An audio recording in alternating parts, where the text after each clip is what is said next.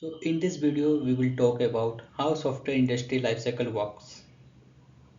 So in a software industry, there will be the four stages. The planning stages, second one will be development stages, third one will be the testing stage, and fourth one will be the monitoring stage. So how it will happen? So what will happen? The first client will create a feature. Science will ask for the feature that I need this feature. I need some API for getting all the data, something like that. They request for a feature. For that feature, they will create a ticket. The ticketing tool can be anything. Suppose we are in this video, we are using a Jira ticket. And once the client will create a ticket, and the ticket will be reviewed by the product manager. The product manager, what they will do, they will review the ticket and they will assign to appropriate developer. The developer can be the backend or the front end. So the developer will be to backend and front end. That's what they will do. Developer will first work on their own system, local system, on their own desktop or something like that.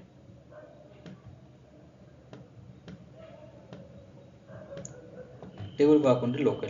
Okay, they work on the local. Then what will happen? So it need to be tracked from by someone. So they will push to the Git version. That can be anything. It suppose it can be a GitHub, it can be Azure DevOps, Bitbucket, something like that. That can be anything. That will be a central repository. The code will the backend or frontend developer will push into the central repository. They will create a feature branch and they will a feature branch. Okay. According to feature branch, they will be merge request for the merge the feature branch. There will be a merge request for the development branch, and the development branch will be approved by the tech lead. Once that will approve, then it will trigger a CI/CD pipeline, and the CI/CD pipeline will deploy to the production development environment. Sorry, not a production environment. They will not go to production environment right now. They will go to development. So once they will go to the development environment, then what will happen? Developer will see the feature that yeah, it's working fine. Tech lead will see the feature that it's working fine.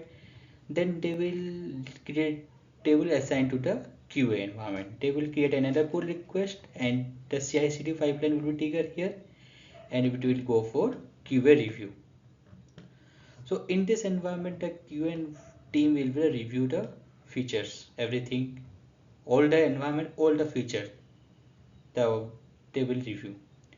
Not only what the client has requested, the QA environment will review along with the client request.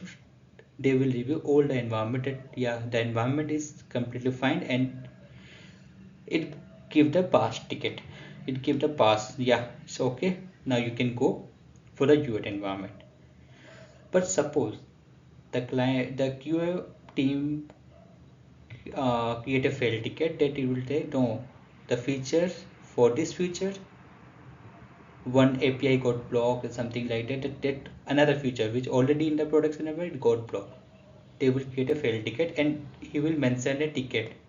He will create a ticket that yeah, the features due to that feature we have created another ticket because due to this something happened. The another API or something like that got blocked. Then what will happen? Developer need to fix that. Developer will need to fix it and developer will need to assign to the QA. Okay, then what will happen? The QA, if QA is certified, if QA is okay, yeah, the feature everything is environment completely working fine, then they will pass for the UAT. Otherwise they will create another ticket. The QA stage will be always the important one. The QA task is always important in the software industry day-to-day life cycle. Then what will happen? The UAT environment will happen. So here what will happen? Product manager and the client will see that yeah, all the feature is yeah okay and the environment is working completely fine. Then there will be a two circle. Blue green deployment will be there or something like before deploying to the production environment. So what will happen once the client approves the request, that the request will go to the production environment and the monitoring and feedback will be done by. In some situation, so the client will request a no downtime. For that, we will do the blue and green deployment. What we'll do?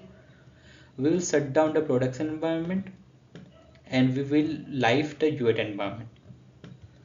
And the production environment will be become the UAT environment, and the circle will continue for the all the new features.